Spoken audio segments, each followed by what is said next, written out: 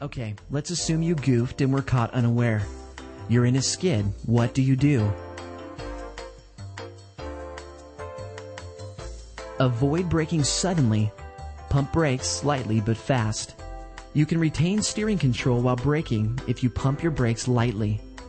This should not be done with anti-lock brakes, as they automatically pump themselves when they sense traction diminishing. Brake suddenly and hard, and you will go into a skid.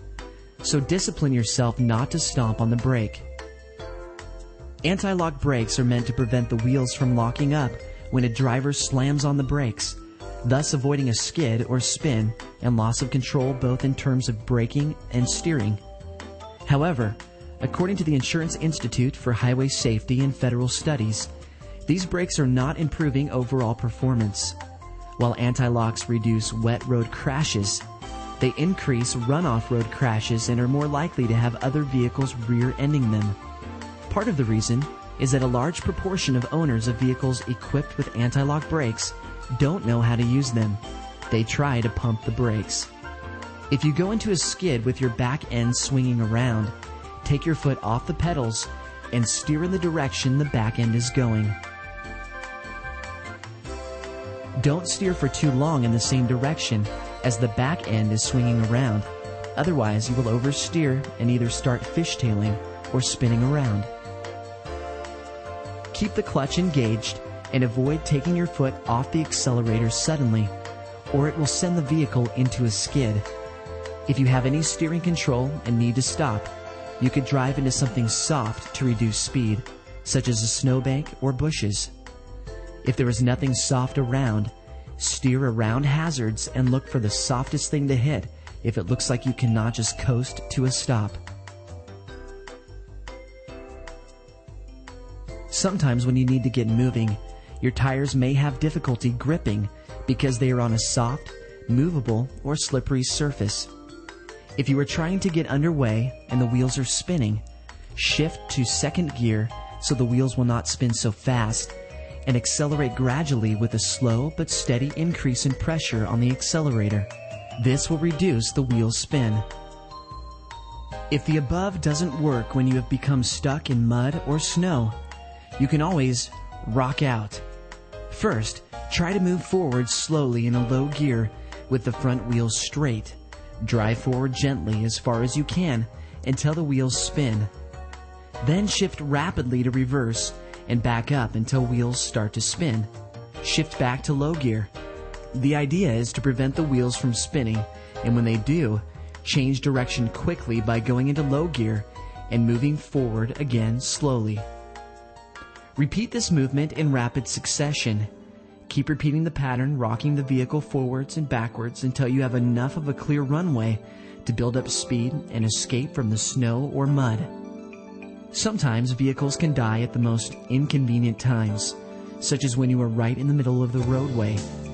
If your vehicle stalls in the middle of the roadway, move off the roadway as quickly as possible. Leaving your vehicle in the roadway is not just waiting for a collision to happen, but asking for one to happen. Also, be sure to turn on your emergency flashers, and if you have them, place flares between 200 and 300 feet behind your vehicle to warn other drivers.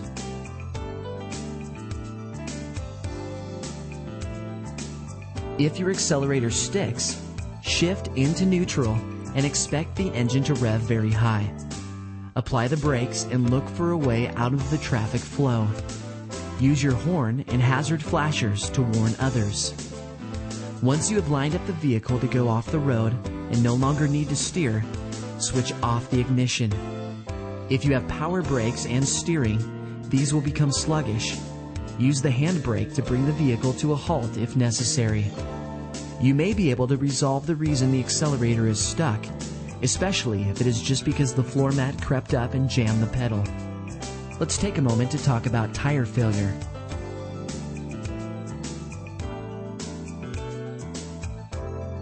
If one of your front tires blows out, hold the steering wheel firmly on a straight course. Don't apply the brakes, but ease your foot off the accelerator as you look for an opening, signal, and move off the road. When the vehicle is slowed considerably, apply the brakes gently to bring it to a halt. A back tire blowout is easier to handle as the vehicle will only fishtail a bit. Apply the same procedure to bring the vehicle to a stop. Make sure you pull far enough off the roadway to change the tire without being hit by oncoming traffic. Several hundred people die each year while changing tires by the roadside, either because they didn't set up the jacks correctly or because they were hit by traffic.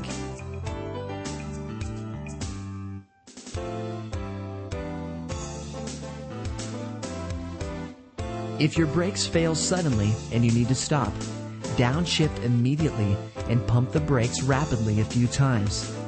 You may be able to build up enough pressure in the system for the brakes to revive briefly. Please remember this should not be done with anti-lock brakes. If the brakes still do not work, apply the parking brake gradually, releasing it temporarily as soon as you sense the vehicle going into a skid. Alternatively, you may be on a steep downgrade where you can steer into emergency runways provided for runaway vehicles, or you may be fortunate enough to be traveling uphill when the brakes fail. If your headlights quit working, try flicking the low and high beam switches a few times in case there is an intermittent short. They are on separate circuits, so it is possible one will be working even if the other isn't. If the headlights still remain off, put on the parking lights, emergency flashers, or turn signals while you pull over to the side of the road as rapidly as possible.